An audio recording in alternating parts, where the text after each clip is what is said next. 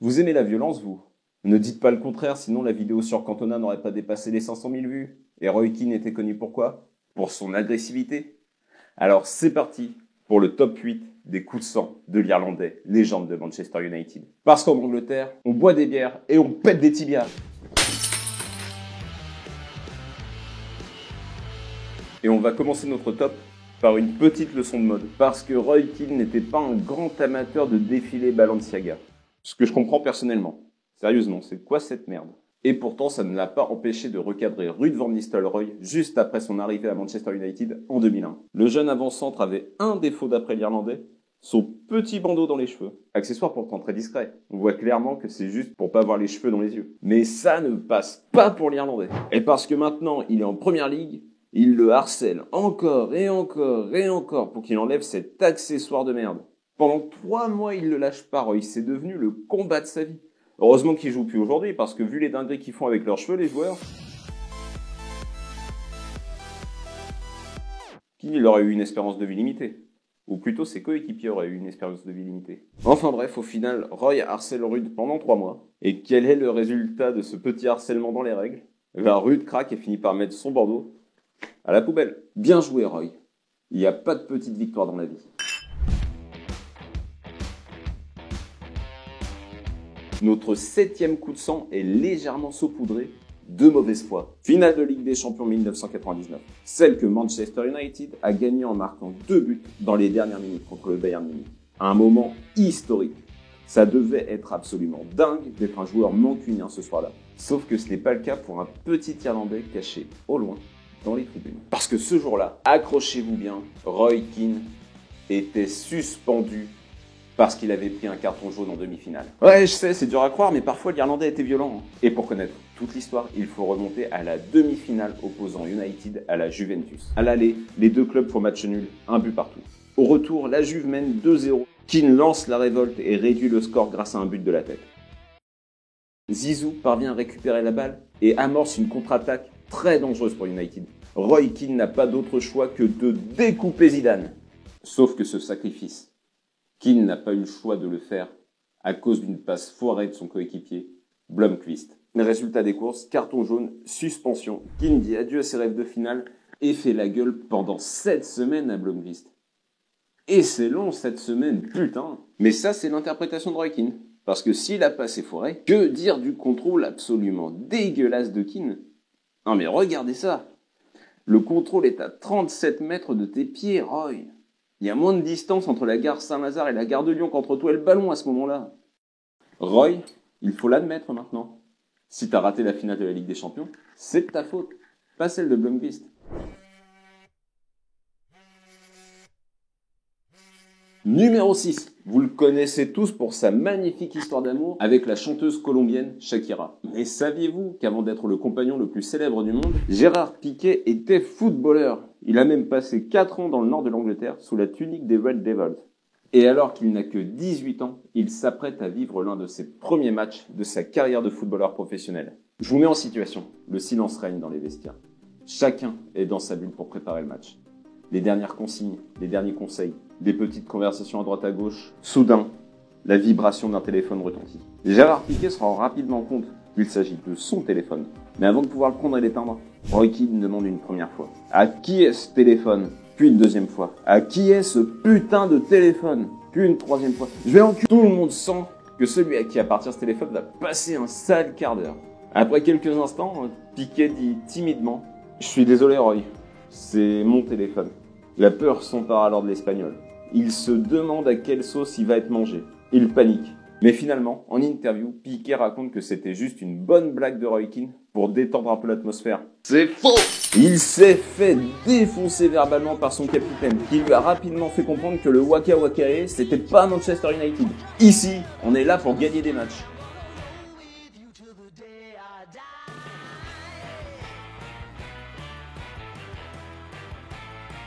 Numéro 5, et là c'est fini la violence verbale, on passe à la vraie violence, avec des coups. On est en 2004, Ronald Reagan est décédé.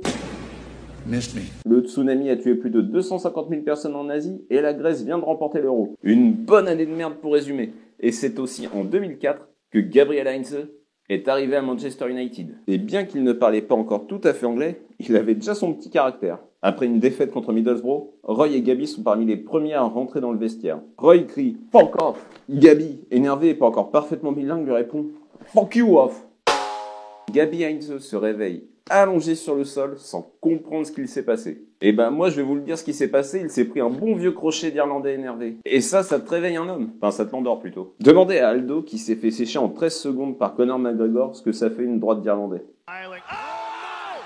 Mais heureusement, Roy, il est pas rancunier. Violent, mais pas rancunier. Enfin si, on verra plus tard qu'il est aussi rancunier, mais là il est que violent. Il dira à l'Argentin, ce qui se passe sur le terrain reste sur le terrain, et ce qui se passe dans le vestiaire reste dans le vestiaire. Dites-moi dans les commentaires si je suis con.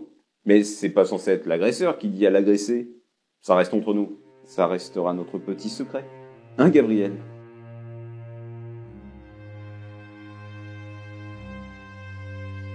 Sortez les mouchoirs parce que là nous allons parler de la fin d'une histoire d'amour qui a duré 12 ans. Une histoire entre Roy Keane et Manchester United.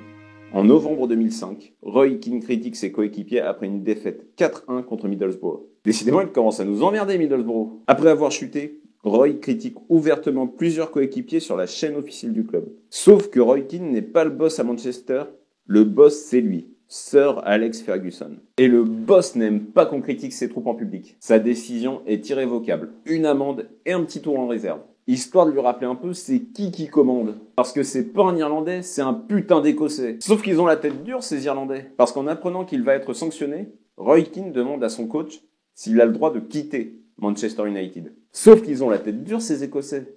Parce que Sir Alex Ferguson lui répond qu'il peut chercher un autre club tout de suite parce qu'il va déchirer son contrat. Résultat, la fin d'une belle histoire. Roy Keane ne jouera plus avec Manchester United, se casse encore plus au nord en 2006, au Celtic, en Écosse, le pays de Sir Alex Ferguson. La roue tourne et retournée, la boucle est bouclée, le cercle est cerclé, c'est la fin.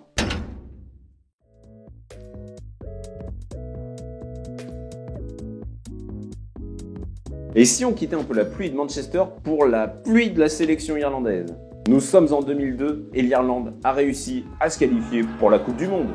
Mais le Saipan Incident couvre. La sélection s'envole pour l'Asie, parce que la Coupe du Monde a lieu en Corée du Sud et au Japon. Jusque-là, tout va bien. Ou presque. Roy Keane n'est pas satisfait. Il n'a jamais vraiment été satisfait de la sélection irlandaise. Il juge que la préparation de l'équipe n'est pas professionnelle et s'est régulièrement embrouillé avec ses différents sélectionneurs, Jack Charlton puis Mick McCarthy. Et à la Coupe du Monde 2002, la fédération a poussé le bouchon un peu trop loin. Premier point, le vol. Là où les joueurs ont fait le voyage en classe business, les dirigeants de la fédération ont fait le voyage en première classe. Rien que ça, c'est le genre de truc qui doit bien t'énerver. Et ça doit être encore pire quand tu sais que c'est toi qui seras en première ligne sur le terrain. Deuxième point, Roy reproche à son sélectionneur un manque de sérieux. Que ce soit d'un point de vue de ses attentes, de la tactique et de la diète. Par exemple, avant un match de qualification contre les Pays-Bas, le traditionnel plat-de-pâtes d'avant-match n'était pas disponible. Donc tout ce que les dirigeants ont réussi à trouver, ce sont des sandwichs au fromage. Troisième point, la fédération a décidé d'installer l'équipe sur l'île de Saipan. De leur point de vue, c'était un moment de repos après une longue saison et avant de partir au Japon où la vraie compétition aura lieu. Sauf que Roy Keane ne le voit pas de cet œil. Il répète à longueur de journée à Ferguson qu'il va là-bas pour gagner la Coupe du Monde et pour ça, il va falloir bosser. Donc ce moment de farniente ne lui convenait pas du tout. Et le problème, c'est quand tout a fuité dans la presse. En découvrant cet article, le sélectionneur Mick McCarthy confronte Roy Keane et lui demande « C'est quoi cette merde ?» Puis après des débats et des débats, McCarthy finit par reprocher à Roy Keane de simuler des blessures pour ne pas participer à toutes les rencontres. Et c'est à ce moment précis que Roy Keane explose. « Mick, t'es un menteur. T'es un putain de branleur. Je ne te respectais pas comme joueur, je te respecte pas comme entraîneur, et je te respecte pas comme personne. T'es un putain de branleur, et tu peux t'enfoncer la Coupe du Monde dans le cul. La seule raison qui fait que je dois travailler avec toi, c'est parce que d'une manière ou d'une autre, t'es devenu sélectionneur de mon pays. You can stick it up your bollocks. Alors cette phrase-là, je sais pas la traduire. Tu peux t'enfoncer les testicules bien profonds, j'imagine. Bizarre comme insulte. Après ça, McCarthy tient une conférence de presse pour annoncer l'éviction de Roy Keane de la sélection pour la Coupe du Monde. Sauf que Roy Keane, toujours aussi têtu, en découvrant les sanctions, il dit que plus jamais il ne jouera pour l'Irlande et qu'il prend sa retraite. Finalement, ce sera pas vrai, mais il est vraiment têtu, putain, Roy Keane. Bon, je sens un peu de tension, on va se détendre avec une fun fact. Le saviez-vous? Le nom complet de Roy Keane, c'est Roy Maurice Keane. Maurice, il l'appelle Maurice. Maurice Astorga. Qu'est-ce qu'on se marre?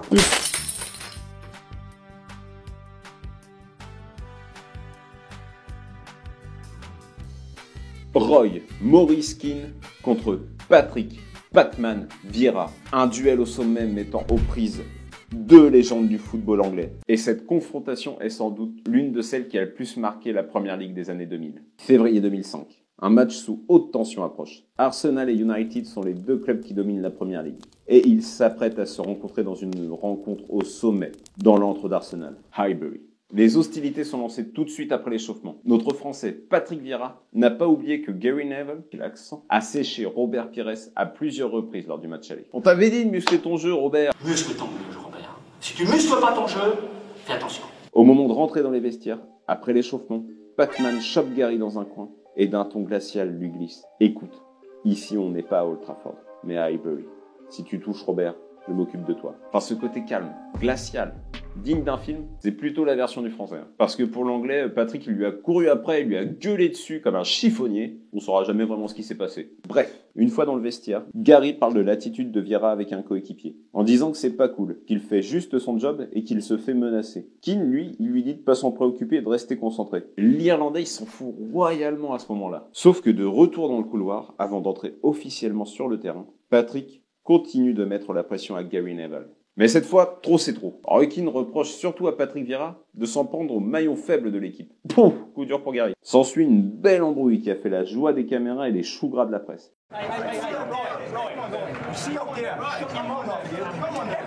Et dans ce contexte, Manchester United remporte le match 4-2 et Roy Keane est nommé Man of the Match. Ça, c'est un mec qui sait porter ses couilles. C'est pas vrai, Pascal? Et on arrive déjà à la dernière histoire. Mais pendant que je vous tiens, je vais vous demander un petit vote pour la prochaine vidéo. Est-ce que vous préférez une vidéo sur les coups de génie et les coups de folie de George Best ou les coups de sang de Cantona en Angleterre? Votez dans les commentaires et cette vidéo sera réalisée quand celle sur Keane aura dépassé les 200 j'aime. Alors à vos souris. I feel like I'm losing my mind. Is everybody in the world blind? Please, Lord, give me a sign, a sign.